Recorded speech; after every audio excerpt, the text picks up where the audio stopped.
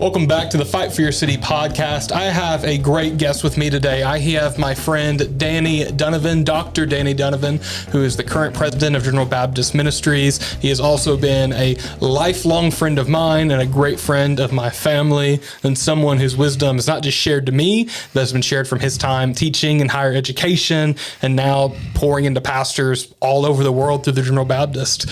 Danny, thank you for coming today. For those who don't know, can you just give us just a quick rundown of your journey, tell people who don't know you who you are, and just everything that you do? Sure. So, I grew up as a son of a General Baptist pastor, and I started off in ministry before I could drive.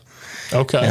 My first experiences with preaching, my mother would have to drive me places because my dad was also a pastor, and so I was in ministry before I decided to go to college. Ultimately got to go to college at Oakland City University and did my bachelor's degree and my master's degree there, and then got to go on and do a PhD at St. Louis University. In the mix of all of that, my wife Tara and I got married while we were in college when we were 20 years old, and Tara always jokes that we married so young so she could train up a child in the way he should go. And we have two wonderful daughters, Avery, who's 21, and Ella, who is 17. I have a senior in college and a senior in high school this year. So lots of things going on there. But in 2020, in the mix of everything going on with the pandemic, I got the opportunity to come to work for General Baptist on an interim basis. I was at the time vice president for academic affairs and provost at Oakland City University, and ended up getting the offer to come and do the interim work for General Baptist. Took that opportunity, and then over the course of a year decided that I would like to stay in that position. Love getting to work with General Baptist churches here in the United States, all around the world, and the different places that we get to have partners. And so I've gotten to do that over the last almost 6 years. Yeah. And so it's been a great experience. I love getting to pour into leaders, love getting to help churches connect to the larger mission of the church. So it's a really fulfilling role that I get to have. Yeah. And for those who don't know, we've started to actually grow an audience. A lot of people from the Philippines from an episode that we did. Oh, cool. Who aren't from General Baptist background. I'm leaving for the Philippines. I'll be there in just a few days. Today is Saturday, and I leave on Monday. Man. And so I'm looking forward to going over, visiting General Baptist Bible College in the Philippines. They're going to have a leadership conference and get to see some really great pastors. We have over 400 churches total in the Philippines now, including, I think the last count I saw was over 70, what they call open works there, or church plants. Wow. And some tremendous ministry goes on in the Philippines. We have some great leaders there. And I'm super looking forward to going and visiting them, then getting to go visit some friends on Guam and Saipan while I'm in that part of the world. Absolutely. So, get ready to leave on Monday. So jet lag is getting ready to come and be part of my life here for a while. Yeah, you're a nonstop traveler. Yeah. One thing after another. All doing this out of a town of like 1,000 people in southern Missouri. Yeah, my hometown is Puxico, Missouri. And Puxico, we got 818 is what's on the sign. Except for 1 week of the year whenever everybody comes to town for the Puxico homecoming for square dancing and goat burgers. Amazing. So, yeah. Reminds me of in Bloomfield, Indiana right now, they're having like the Apple Fair or something. Well, like Oakland City's got the Sweet Corn Festival, right? Next week here in Evansville, you guys have the West Side Nut Club Fall Festival. I'll be there every day, lunch every day. I'm going to be there. Get you a pronto pup, huh? Absolutely. Yeah. Probably 5. Real quickly, because going back to, we have people around who, aren't of our background. If you can just give a quick summary of who the General Baptist are, what our identity is, what our theology is. Sure. So General Baptist started here in Evansville. We're in Evansville. We started here in Evansville in 1823. And the hallmark of our doctrinal position has, since the inception of the association, has been around the idea of general atonement. That's the General Baptists. And that's the idea that Christ didn't die for just those who had been predetermined to be saved, but he died for all. And that as a result of that, General Baptists have this perspective that's not just that all can potentially be saved, but it is a responsibility that we all have to preach the gospel and to share it with as many people as we can, because their eternity is really on the line. And so something I've tried to reinforce is that means that everything we do in the church matters. That means that every local church in their community matters for the eternity of people and for the kingdom of God. And so the way we proceed with that, the way we do ministry in local churches here, the way we do missions together, all that is because we have a core belief that what we do matters. Yeah. And so what's really interesting, I'm trying to think of this right now. You are actually the only guest I think that we've had on the show at this point, besides my friend Niles Head, who actually is connected to a denomination of sorts. And I remember a few years ago, the language changed that General Baptist started pushing. They stopped using the term denomination as much and started referring to themselves as a movement. What was that in response to? So, yeah, the idea, of calling the denominational offices a movement was an attempt to try to recognize it's not so much about the national organizational aspect of what we do. And it also is a recognition that General Baptist in particular are not much of a denomination. You think most people, when they hear that term, they think about like top down people telling at a national office telling people what to do. Yeah, United Methodist saying this is your theology, this is where you're going to go pastor. And whether that's true, that's what a denomination is or not. There's no reason to fight the sensibilities people have around that. Yeah. I'm not such a fan of the language of movement. I think the better terminology for General Baptist is to say what we have been since the beginning, which is we're an association. Yeah. We're churches connected together for a common purpose. And those purposes have to do with, encouragement of one another and doing ministry together, both locally, planning churches together, doing national global missions together. Yeah. I remember Clint Cook, when I interned his church, he would use the language, not necessarily as a denomination or a movement. He would say a network of churches. Exactly. We're a network of churches that work together. And, to kind of go off there a bit more, I want to circle back to some of the theology later, because I get really interested in that theology. Usually, like for Baptist, there is, obviously a scholarly point to it where you're using logic and reason, but a lot of it in Baptist culture, a lot comes down to practicality, that we change our theology because of how it impacts the local church, in its everyday life. But one of the things that General Baptist talked about for years at a summit, which is the yearly, gathering that I would attend for a number of years.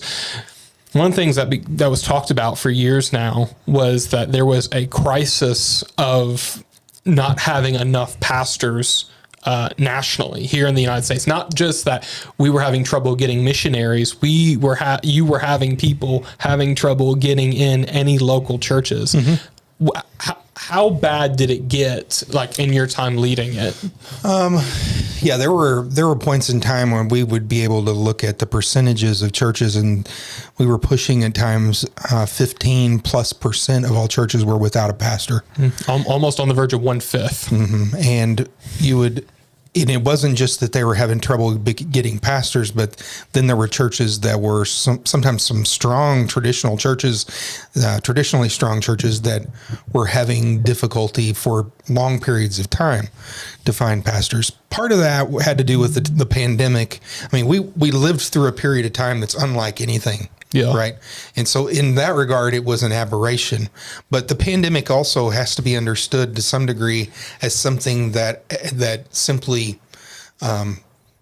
quickened some other things that were already at work. Right. Yeah. And so we saw some issues with some more churches closed during that time than would have in normal circumstances. You had this weird thing where pastors were in a place that during when things were on lockdown, that there was no churn, meaning weren't pastors moving from church to a church. And so that created a backlog of, okay, well, this church, their pastor died or their pastor retired. Well, then there's no churches that their pastors are leaving. And so there's nobody to come and fill those spots. And so there was some of that was going on, but we're also fighting like a demographic problem. That is not just that's not a pandemic thing. It's not a flash in the pan advancing kind of a thing. It's just the reality that over the last over a generation, there has been an aging of pastors in America. It's not just a General Baptist problem. It's something that's verifiable by just looking at the data that's available out there. Lifeway's done this. Barna's looked at this. I mean, there's multiple studies have been done that the average age of a pastor now is nearing 60 years old in the United States. So what was causing it? Because obviously the solution's supposed to be to that it evens out, because obviously pastors are supposed to be, hopefully not, I shouldn't say supposed to be just because historically it's not the case, but retiring, but there's also supposed to be younger pastors coming up. Yeah. What was the reason you didn't have as many? Because I saw it when I was in seminary. Like my father went to the same school you did, Oakland City, described the class sizes. I graduated top of my class of 3 people. Right. What was the gap that happened just in the United States? So I think part of it has to do with the changing nature of ministry in churches, the changing demographic makeup of those in ministry and what kinds of churches they come from, so that, the traditional lines of how pastors move from being someone who attends the church to becoming a pastor, if you're in a traditional context, is different than if you're in a church that is, say, one of the more modern churches that has multiple staff, multiple ways of doing serving.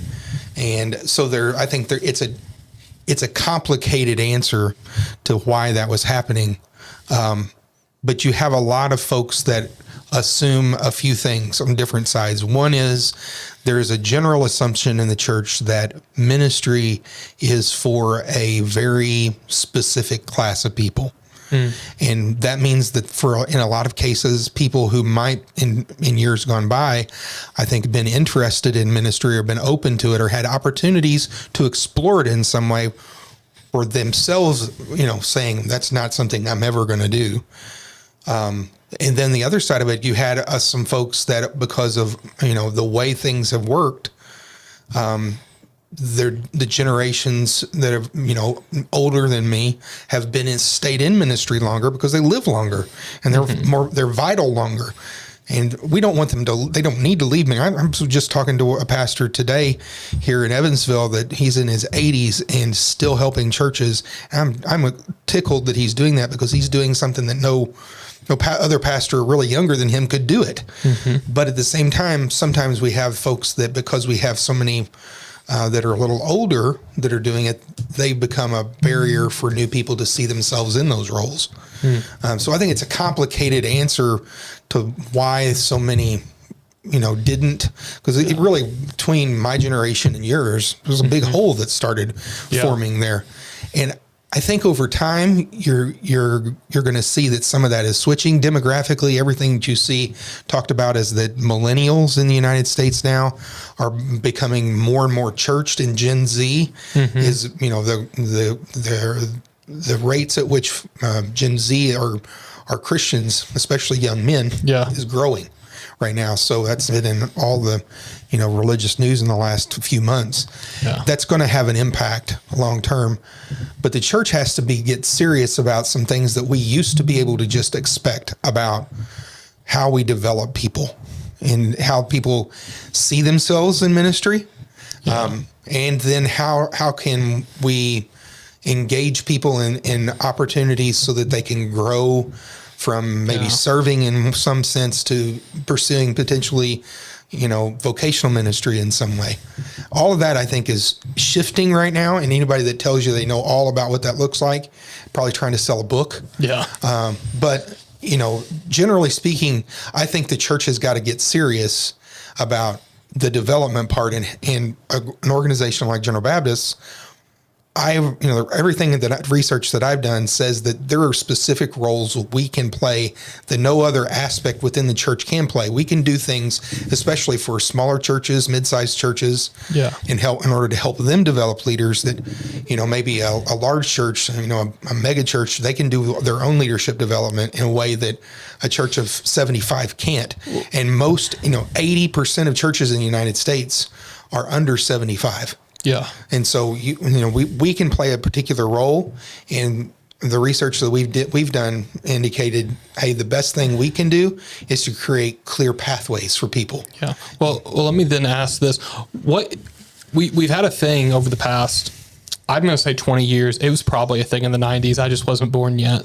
But there has been a thing where a lot of churches, it's become the cool thing, and it's been the cool thing for a while to be non-denominational, to not have affiliation.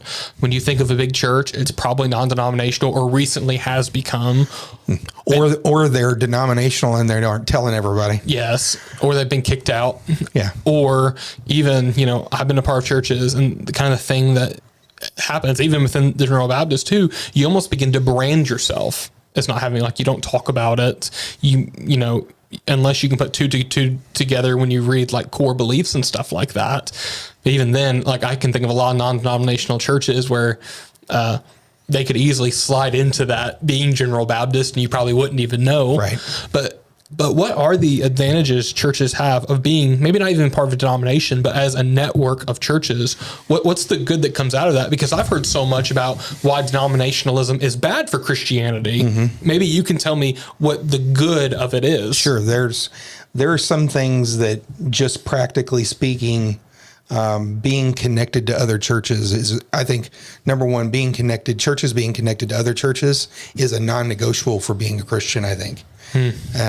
So to be a Christian church, you going it alone is everything that's wrong with American Christianity. The connections that you get, pastors of one church, pastors need pastors. They need other people to walk alongside with them, to know where they are. And so networks of churches are really important for that. They're important for those kinds of connections. They're important also because we give opportunities to do ministry together in ways that churches, especially, like I said, some of the smaller churches, they just simply can't do on their own. Yeah. And we're able to give them opportunities to connect with ministry that's going on around the world. It also, in our kind of context, I know some large churches that they are involved, for example, in global missions, but they're not able to be involved in global missions in any kind of systematic way. And you see how they do it. And if there's not some kind of overarching perspective, they can do as much harm as they do good. And missions, I think, is one of those things where it's easy to see how it's part of our responsibility, and it's really difficult to see how to figure out the ways that we can do it in ways that actually produce fruit. Yeah. And so I think organizations, movements, networks, denominations, whatever you call it, those are some things we can specifically do. I also think that I usually think about it this way, that they're at the basic level, the reason people connect within a group like General Baptist is first because of relationships. Yeah, it's a family. It's been a family to me. Right, whole life. It gives you natural connections, and they become deep connections together over time. That's a basic level, but then the next level is we also have things that we offer to folks. These are specific kinds of programming, things like what we're doing with leadership development, things like what we do with helping churches with assessing where they are and doing church health work. Yeah. But then at the top of a pyramid, so if those are the two first levels, the top of the pyramid, I don't know what else, I've tried to think about this quite a bit, is we also offer a mission or an ideology together, right? And a rallying point to say, this is what we're doing and this is where we're going, and give people something to be able to connect to and truck along with. So, okay. Yeah. I think all that's something people just don't think about. I'm a church. Yeah. I can pastor a church of 50 people, and yet we can help a missionary go to Africa or go to Honduras. Yeah. The same leaders that you see out here telling their church members, telling them, hey, you can't be a real good Christian unless you come to church on Sunday, or the same pastors that are out here saying, we don't need other churches in order for us to be a good church. And what's good for the goose is good for the gander in that regard. Yeah. And I think it's really important. And it's something that, I get to see it. I get to see the connection with a pastor that, sometimes I get to connect with pastors that their churches don't even all of them know what their connections are, but I do, and I'm able to come alongside. And one of the things I take seriously is I'm not just there to help people connect to us. Actually, I don't really care that much about that. It's not my primary role. Our role is to do work for the church. And I think a really important part of that is I help connect pastors to each other. So, for example, this past year, I took another pastor to another part of the country with me, and went and visited a church I knew the pastor there was isolated. And I took this other pastor along because I wanted them to connect, because he needed this other guy. And my role and responsibility is not to make the relationship with him, it's to build their relationship together. And so I think that's the way we need to be thinking about what we do. It's not about helping churches connect to some kind of national or global movement. It's about figuring out the best way to help churches connect together so that they can help each other and they can do ministry together, because I think that makes kingdom impact. Absolutely. Tell me, as of now, when y'all start making the initiative that we got to get we got to get some new pastors, there's got to be some young men and women who accept the call to ministry. Since you've made that initiative, how many people have the General Baptist seen accept that call? So we started what we call Answering the Call initiative started it in July of 2023. And since July of 2023, we have seen over 140 people accept a call to ministry among General Baptist churches. That's among 600 churches roughly. Yeah. And amazing. I would venture to say there had not been that many in the decade prior. Yeah. Altogether. So 2 years. Yeah. So there's as many accepted the call in 2 years as did in the last decade. Yeah. And part of that is anytime you focus on something, this is a leadership thing, right? Anytime you focus on something, it improves. Yeah. Right? And so, the struggle is we can focus on it for a short time and we can see improvements, but how can you make it more a process over time? So let me ask about this, because to me, this leads into another situation. Then you now have 140 people who are accepting the call. What I'm seeing, just from my point of view, this isn't everything, but just there's people I know now who are of that millennial generation. What some older people don't know is that when you talk about millennials, you're not talking about 20-year-olds or teenagers. No. You're talking about guys 30, 40 with kids now. Yeah. You have people now in their 30s and 40s accepting the call into ministry.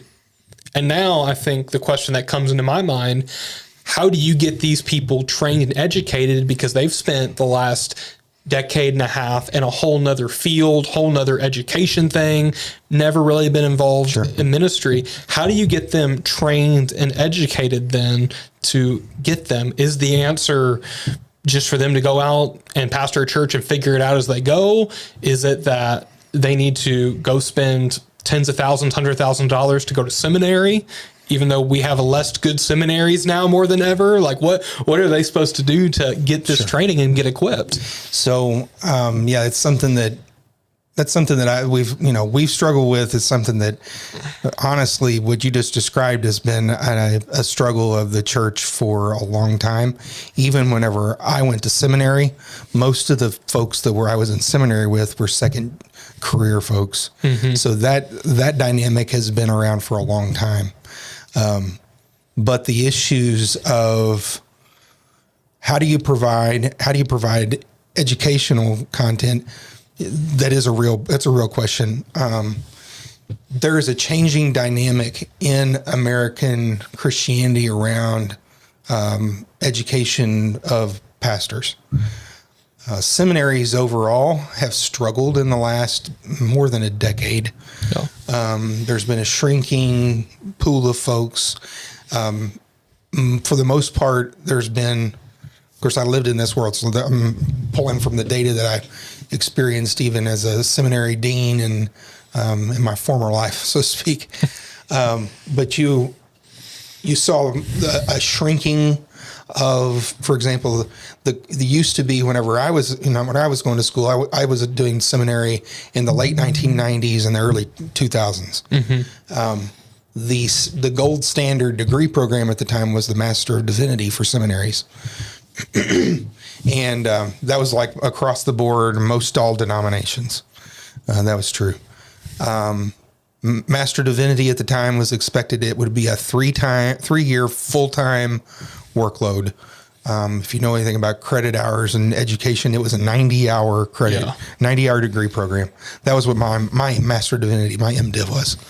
You've seen a shrinking of even Master Divinity programs, so that they're now average at 72 hours rather than 90, and it's become much more common, especially among evangelicals, for them to not do Master Divinity programs, but to do Master of Arts programs, or Masters of Theological Studies programs, or Masters of Arts and Religion programs, or different ones like that, and those tend to be between 30 and 45 hours. So we're talking about less than like a third. And that's even if they go to seminary. You have a lot of, I'm seeing a rise of individual churches go through a quote unquote, what they will call a seminary program. Yeah. And they'll even say that it has the same weight or the same kind of curriculum as it, even though no one there has a accredited degree of any kind. Right. So, what is true is that there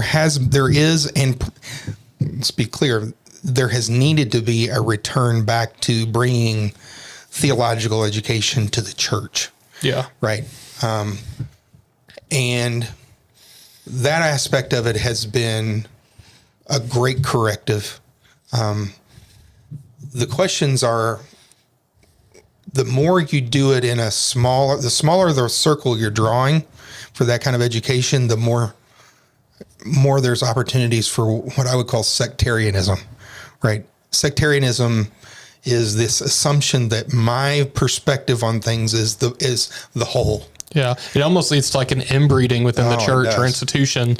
And I think it happens because what I see a lot in larger churches too, all the staff begins to get hired from within. You have a kid who's been through the kids program. Not that there's anything wrong with that. Oh, yeah. But there ends up being, when you exclusively do that, there is like an inbreeding where the church becomes, isolates itself essentially outside ideas. Right. But let me even go a little bit further on it. Do you think the attendance in seminary was impacted because seminaries themselves became very divisive, where kind of now, I would say it happened over the last probably 40 years, where you had seminaries either, I'm just going to say, we went all the way to the most progressive of theology.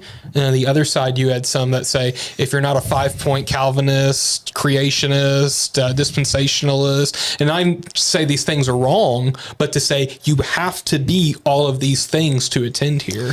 Yeah. And there ends up being not a lot in the middle, right? Like, so for people to go to. You mean it reflects much of the rest of American culture in that regard? It did. It may have even been American culture. Yeah, it is. So you look at it. That's not a new phenomenon in that regard. That you have, these seminaries that go off the deep end to either direction, right? Yeah. Whenever I was thinking about doing doctoral study, even I had to struggle with that, and that would have been in 2002. So it's been 20 something years ago now. So that I was looking at some of the most well-known universities and seminaries in the United States, and the divisiveness you're talking about was everywhere. It was the same for me when I went to Louisville and I was looking for a seminary. Sure. I'm in this major city, and they have 2 major seminaries there, and I can't be me at either one of them, right? Because one would hate me because I was too conservative, and the other would hate me because I'm Arminian. Yeah. So that's one of the reasons I ended up going for my PhD. I went to a Catholic school. I know. because what I found was that they let me be who I was. They didn't even think about trying to make me Catholic in that regard. They didn't care to make me a progressive, even, or they didn't try to make me an uber conservative. Protestant. They didn't care about that either. They kind of, and so whenever I graduated with my, the day I defended my doctoral dissertation, the chair of my committee was a Franciscan nun. one of the best people I have ever known in my life. And was, completely on my side and for me in every possible way, helped guide me to do a great work, work that I learned from. And she looked at me the day I defended it and she said, I've watched you over the last few years become even more Baptist. Yeah. And she said, and by the way, I mean that as a compliment. Yeah. And what she meant is she saw me, really dig into my convictions and not just know who I was, but how I could lead in that regard. And so, I think that may be true. Seminaries reflect the dynamics of the church to some degree, but because of their separation from the church, it also can be easy, just to defend it a little bit, it can also be easy to demonize them when they actually just reflect the Presbyterians that were in Louisville and the Southern Baptists that were in Louisville, right? Yeah. And so why would their seminaries? You would expect, because their denominations force them to change. Because that's what they look like. Their denominations. Yeah. Maybe some extreme elements of those denominations that not everybody would agree with, but they reflected them. Yeah. But I think that at the same time, I don't know that I have serious questions and I wish I had a crystal ball. I loved seminary education. It was extremely important to me and to my development as a minister of the gospel, as a Christian. The professors that I got to have impacted me in dramatic ways. I would not be who I am without that. And I think that whenever I got to be a seminary professor, I got to experience some of that too, where I got to work with some people that I got to see them walk through the process, people that you're close to, that I got to be their professor and I got to see them grow. They say my degree's not worth anything because I never had you. Well, that's probably true. You got to have Douglas Lau though. Yeah. And Douglas is the best teacher I've ever known. Yeah. And yeah. Yeah. So, but I think seminary education still could have a place, but I do think that the turn back towards the church is a good corrective. What we've tried to do is to create pathways and opportunities. We're kind of in a nascent period with this of developing things where people can take smaller steps in education. I think in theological education right now, we really need to focus on giving people easy next steps, because that, like I talked about the problems with ministry and people thinking about whether they can be in ministry or not. It's the same thing with the educational elements. You got to give them a little bite, and let them see, hey, I can do this, because people can. And then whenever they do, then give them more opportunities. So we developed in the last year, we launched in July something called the Church Leadership Pathway. It's if you want to look at this, you can go to www.clpathway.com. Yeah. And we have an assessment process from people who can come and do an assessment with us.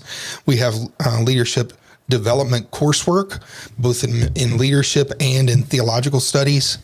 And then we have a network that we're developing for people who are already in ministry and connecting to each other so that they can continue to grow in that process. How much does that resource cost? So the assessment is like $75, and the assessments you take cost us $70 of that. And then we feed you multiple times. So it's, it costs us more than it does to do it for folks. And I think that you talk to the folks who've been through it, it's really valuable. Takes about 2.5 days of their life to do that with us. The development courses, we have one course. The first course in the leadership side is free, and it's utilizing the materials from Mac Lake in his programs. Brandon Lake's dad, famously. You got to shout it out. He does. Mac is an extremely humble guy, though. He's created some just really good resources about helping not just pastors, but leaders in the church to be able to lead themselves, lead others, lead leaders, lead teams, lead organizations. It's like a ladder up. And so we have courses for each of those. The first of those is free. After that, it's $100 a course. And if I'm teaching right now on the theological course side, we have courses in Christian theology, which I'm teaching right now, church history, biblical literacy, preaching and teaching. We have a battery of classes, and those are $100 a pop. Could you imagine just being able to take a class from school and just be $100? Yeah. And it's developed as a full online course, like at the college level. If I could push back on that, let's just say you have a guy who's in his 50s. He's been pastoring for 20 years, since he was 30 years old. He's had no formal education aside from just his reading the Bible and sitting under a pastor. And he would probably say, what good could it do me? Sure. And honestly, I would almost say most 50-year-olds I know probably aren't changing major things about how they lead or what they believe. I'm saying most, I'm not saying all. Yeah. But what would you say to someone who pushed back on that to say, it wouldn't do me any good? I'm not going to get anything from it. So I have had experience with watching people that are 50 years old encounter, organized study of the church's history, of how to read the Bible well, in ways that I've seen it be transformative for their lives. And I also think that the discipline of it is more important than the content of it a lot of times. Mm-hmm. And it does something that changes your general perspective about it, and it helps you learn to be a learner about stuff. It's not just about coming in and making good grades on a test that has very little to do with it in that regard. Yeah. It has to do with, hey, this is a way to study. This is some of the resources that I can look at. It gives you pathways to continue to grow as a leader. And a 50-year-old needs to grow as a leader just as much as a 20-year-old. As a 20-year-old does. So would that be your response to, because I know a lot of people my age and younger than me, higher education's fallen out of favor with a lot of people, sure, older and younger. I know people, they've spent tens of thousands of dollars and then are tens of thousands of dollars of debt to graduate college and have a job that pays them $30,000 a year. Yeah. And they can barely make it. Yeah. Higher education's fallen out of favor.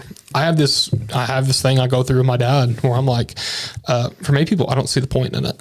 I don't see the point in going and doing it.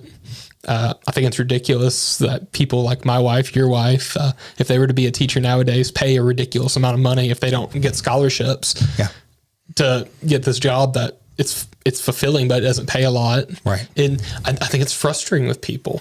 So would that be your response then to what the good of higher education is that it's not as much about the piece of paper getting you a job. It's about the growing. Right. So we talk about the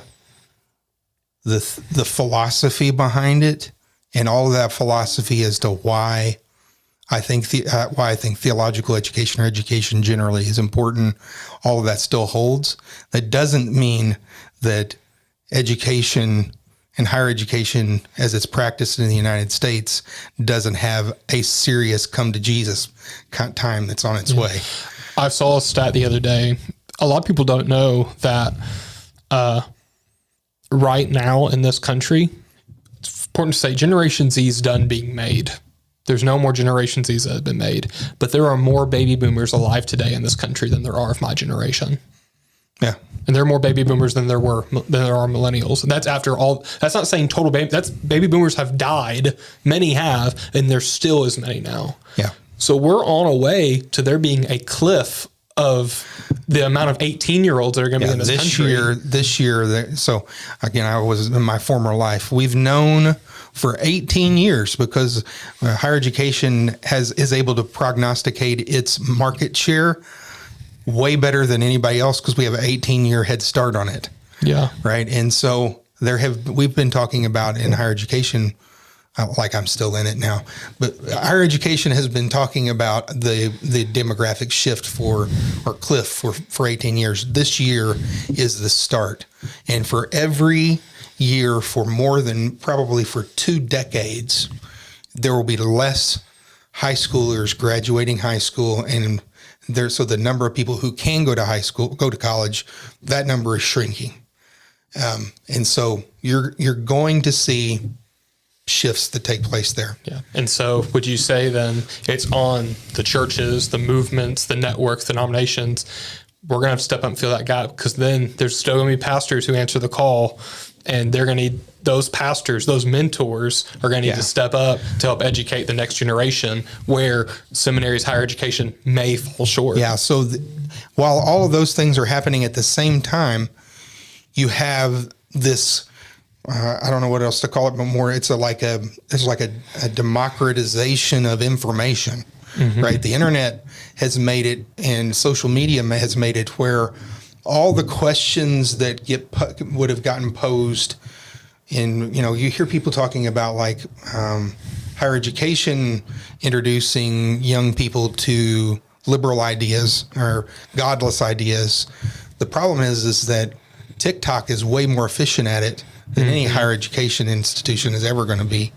And so it's incumbent on the church now not to draw back from being able to understand and be able to rightly express our faith, rightly be able to argue for our faith, being able to understand and exegete the culture that we're in. All those things are harder in the next generation, not easier. It's so pulling back at the same time. Education has been is a clear avenue for people to be prepared in order to make that kind of apologetic, and at the same time, we're pulling back on that while culture itself is ramping up its ability to apologize for alternative viewpoints, which is going to leave the church. If the church doesn't want to just become a place where you just believe it or you don't, then we're going to have to get serious about continuing to develop leaders, not just that can perform functions, but who can think and who can articulate something about the gospel, because the gospel is defensible.